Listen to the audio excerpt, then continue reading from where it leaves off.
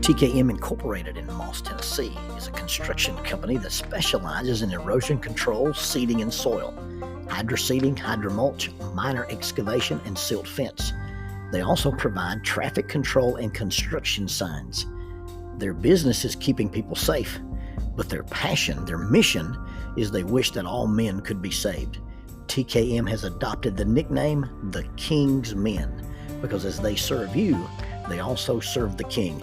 If they could provide any of their services for you, please contact them at 931-243-3958. That is 931-243-3958.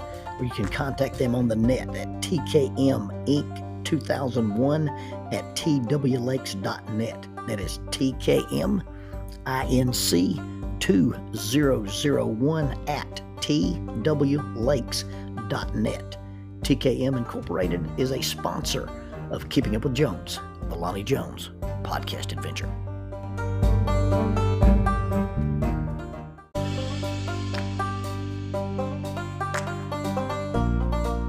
The mission of Heritage Christian University is simple. They aim to advance the churches of Christ by equipping servants through undergraduate and graduate programs. Heritage Christian University produces effective communicators of the gospel, focusing on evangelism and a commitment to Scripture. Heritage Christian University is accredited by the Association for Biblical Higher Education and offers the following degrees: Associate of Arts in Biblical Studies, Bachelor of Arts in Biblical Studies, Master of Arts, Master of Ministry, and Master of Divinity. Since 1968, Heritage Christian University, formerly International Bible College, has offered affordable degrees in biblical studies, allowing graduates to thrive in their ministries without the burden of loan debt after graduation. For more information about Heritage Christian University, visit www.hcu.edu. That's 3 W's and a dot, hcu.edu. Heritage Christian University is a sponsor of Keeping Up with Jones, the Lonnie Jones podcast adventure.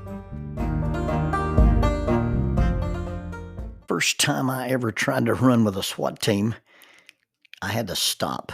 I had to drop out. I had to start walking. Now, in all fairness, I was running in Rockport's khaki pants and no shirt, and they were trying to kill me. Or at least they wanted to see if I was smart enough to tap out. Over the next few months, I started trying to run well enough to keep up with them. Now, I was 29 at the time, and running seems to be very, very mental. And I quote, "I run because I hate it. It's hard, and I make myself do it." Or that's at least what Jason Brightwell says. And Jason runs more miles in a year than I've probably run in my entire lifetime. But it's that kind of intentional adversity that has a certain appeal to lots of people. One of the rules I had in those early days of trying to be a runner was that when I ran with SWAT, if I dropped out on a run, if I stopped running and walked, now I could slow down, I could change my pace, but if I quit running and started walking, I'd throw my shoes away. Now, I made that deal, and I was only accountable to myself. It wasn't something I signed a contract with. It's not really anything I told Jackie about. But I had decided that if I went running with those guys, I was either going to run or I wasn't going to run. And if I quit running on any run, I'd throw the shoes away. It cost me 2 pair of Nike accelerators, and I quit dropping out on runs. Now, I quickly went from being a non-runner to a runner. And over the years, I had lots of confidence in my running. Now, I've never been a competitive pace runner. I've never been a guy who could, win a 5K or anything like that. I did get a silver medal in a 5K in Kansas. I was out there on Memorial Day weekend with Jackie's family, and they said they were going to do this little run, and I was due to run anyway. And I went out to this little route that they were going to have around the courthouse and around this little town in St. John, Kansas. And I remember the run organizer warning us about the hill that we were going to have to climb. I was running in St. John, Kansas, and I hadn't seen a hill yet. And I silver medaled in my age bracket. And I ran consistently from about age 29 all the way through. I've been a pretty consistent runner up until my 40th birthday. On my 40th birthday, I did the 40-year challenge, and I had often said, I'd taken lots of youth groups up to Fall Creek Falls, and driving up that back way, not the new road, but up the back way into Spencer, Tennessee, I had made the remark one day, you know what, I'm gonna run that hill when I turn 40. And so the week of my 40th birthday, I ran the hill. I ran up the mountain into Spencer, Tennessee. And apparently, I had been so obsessed in that last year or two leading up to that run that had been so much on my mind, and I was running lots of hills, and I was doing a lot of hill repeats and a lot of hill training, that after I ran it, I kind of experienced something like a post-marathon malaise. And for just a few weeks or a few months, I just kind of dropped out. I just kind of quit running. And about the time I got my legs back, about the time I got into a pretty good rhythm running, I was running again. I would notice that I was getting tired. I noticed that I wouldn't feel good on my runs. I noticed that my pace was collapsing. And little did I know I was rotting from the inside out. So around my 45th year, uh, that's when they had the intestinal rupture. Now, oddly enough, after all those traumatic surgeries and after all the time in the hospital, I got back into running shape. I got back into pre-surgery pace between surgery 2 and surgery 4. And then I got back into pace again after surgeries 5 and after surgery 6 and after surgery 7. And somewhere around 2011, I got hit in the gut, not literally hit in the gut, but the doctor discovered something. He said, hey, you're going to have another surgery. And something just, I guess it's the closest to depressed as I've ever been. But after that surgery, I just never got it back. Now, I've goofed around and done some what I call 3-mile workouts and done some run walk stuff, but I just never got back in my running pace. Well, after this last surgical adventure last year, I started back. I started back in April of 2023. I got a program and downloaded it on my phone, and I did 33 weeks of a running program.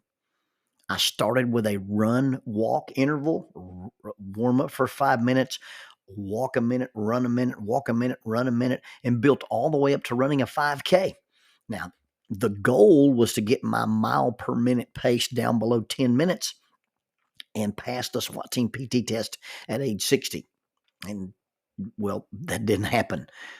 Refer to season 4, episode 9, when you want to hear about the debacle of taking the SWAT team PT test. Well, I ran it unofficially on my 61st birthday.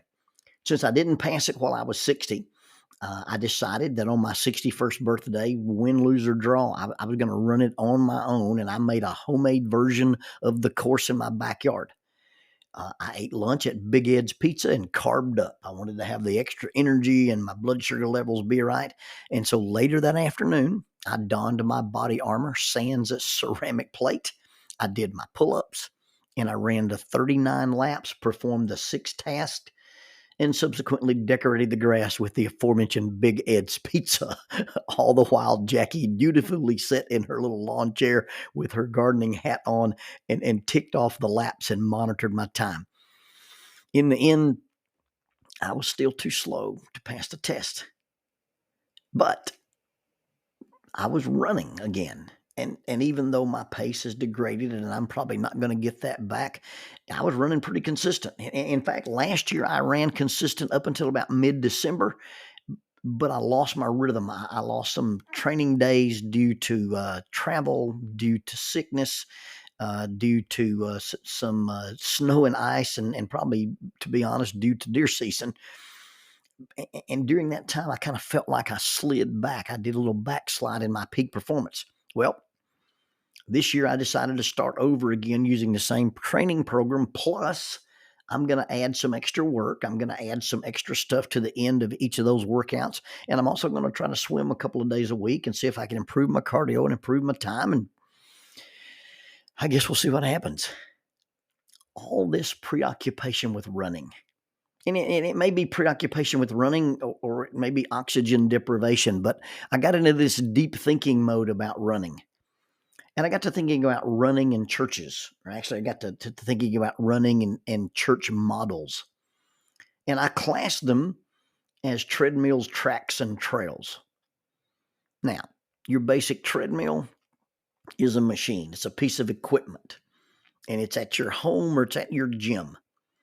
It's in a place full of equipment, full of machines, and maybe even other people, or else your treadmill is in a lonely place like a garage or a spare room.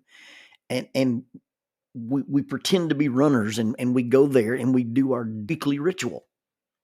Very often we end up hanging our laundry on the treadmill and we don't use it like we said we were going to use it. We don't follow through with that commitment. It's something we do by ourselves, and since we do it by ourselves, we don't really stay honest with it. That's why church is meant to be with people. I get the idea of feeling spiritual in the woods. I get the idea of feeling closer to God when you're out in nature. But church is designed to be with people. Now, we may run religiously, and our cardio may be out of this world, but it's a pretty solitary pursuit. No one runs with us. And in truth, nobody actually sees us running. If we're at a public place, if we're at the gym, and other folks who are there, they're running, but their running is a solitary pursuit. And people who run in gyms and run on treadmills, they wear headphones, they wear earbuds, they have something to read, or they watch TV while they are quote unquote running. Now, there's a lot of frenetic action, and you can look on your treadmill and it will count your pace and it'll show you your heart rate, and you can calculate and calibrate the calories that are burned. There's even a stat that tells you how many miles you ran while you were staying in exactly the same spot. I ran 5.2 miles today, but in reality, I went nowhere. Sometimes we talk about a thing when people are acting in a way and there's a lot of frenetic energy and there's a lot of movement. I think one of the trainers at SWAT calls it dynamic inactivity. The track is an oval around a park or around a football field. And the runner runs it in laps. You run the same thing and you run it over and over and over, day after day, week after week, month after month, year after year, lap after lap. The scenery doesn't change, and unless people come to the track, we don't see them. Unless people come to us, we don't see anybody, we don't encounter anybody, we don't run past them, we don't run along beside them. And if somebody doesn't show up at the appointed track time, then they have no chance to meet us. They have no chance to interact with us. They have no chance to join us. They have no chance to run with us. They have no chance to become running partners. Now, it's funny that we only invite people to run with us when we're not in our tracksuit, or we are in our tracksuit and we're on our way to the track, but they're somewhere else. We meet them at a store, or we're leaving work, or in an unrelated activity. And then the conversation is, hey, you should come to the track and run with me sometime. And their response is always, sure, I'd like to. But that's about as far as it actually goes. And then you have your trail runners.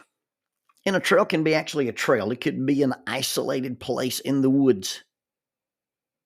But more often, a trail is a path through a park, or it's a route around a neighborhood, or a route through a city, or it's a route in a community. And in fact, if you're a runner, you can run in different cities if you find yourself traveling. You see, my running is not tied to a building. It's not tied to a piece of equipment. It's not tied to a specific location. So it doesn't matter anywhere I'm at. If I'm a runner, I can get out and go for a run in any city. And even if I'm on vacation, I can run. And then we're not just running, but we become runners. And as we run, we encounter people. And the people that we run into, oftentimes we can and do often stop and talk. We speak to the children. We change our pace and run with others, or change our pace and allow others to run with us. I remember running one day in a neighborhood, or a neighborhood trail, and as I was running, I passed this little family, and they were pushing a stroller, and a kid had a bike, and one little kid wanted to run.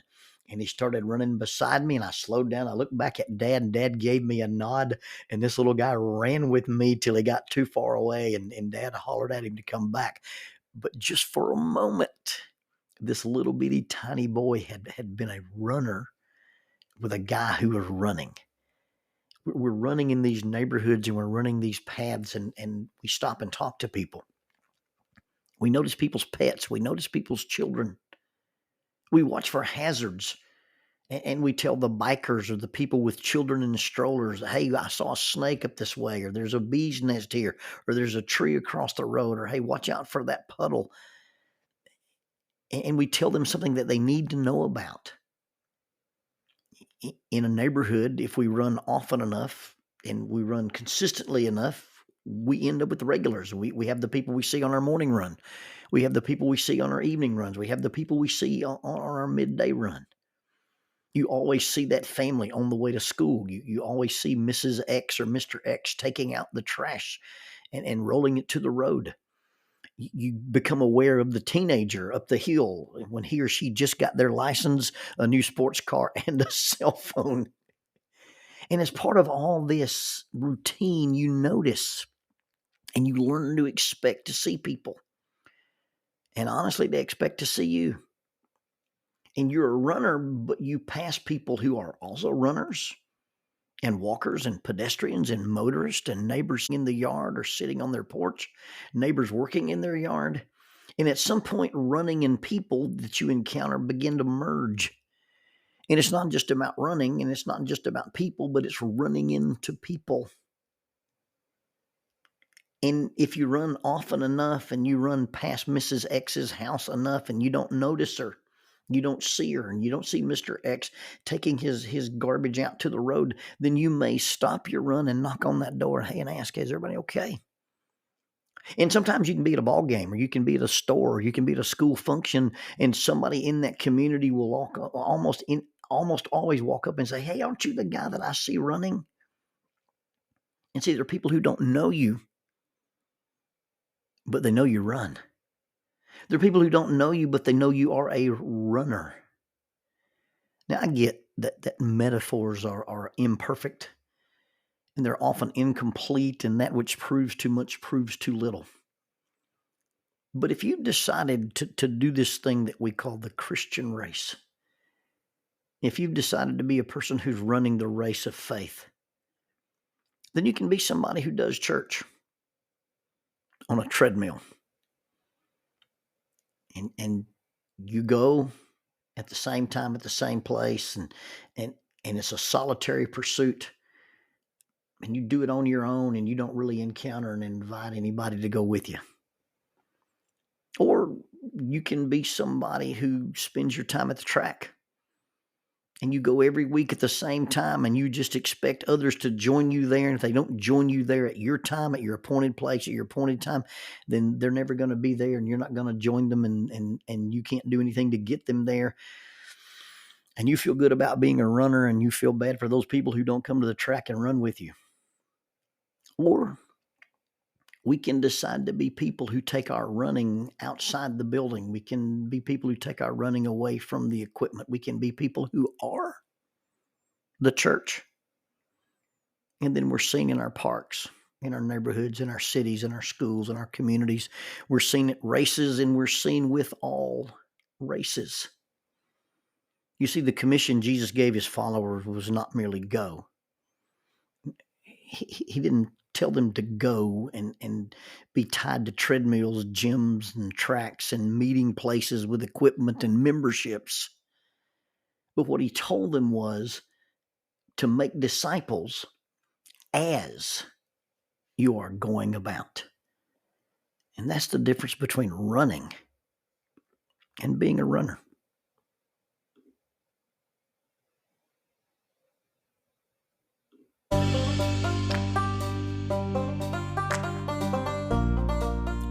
Using the tool of shortwave radio, World Christian Broadcasting literally covers the world every day with the gospel.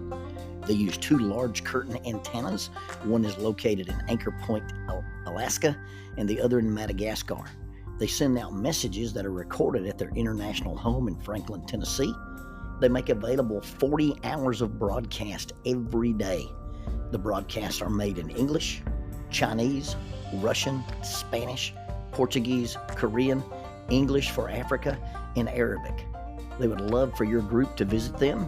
You can bring your ladies group, your youth group, or your men's group. Just give them a call at 615-371-8707. 615-371-8707, or you can go to 3W's and a dot, worldchristian.org, find the Donate Here button, and make a financial contribution to support this work that literally covers the world every day with the gospel. World Christian Broadcasting, in cooperation with Keeping Up with Jones, the Lonnie Jones podcast adventure.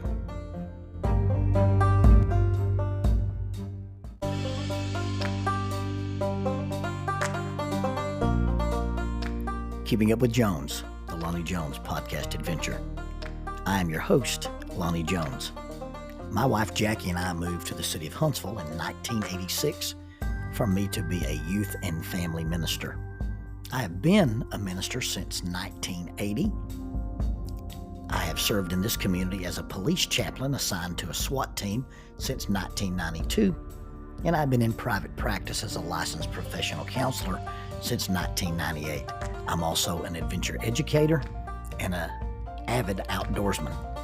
I dabble in rock climbing and I goof around with Brazilian Jiu-Jitsu. Our life has been full of many wonderful experiences and some just outright adventures.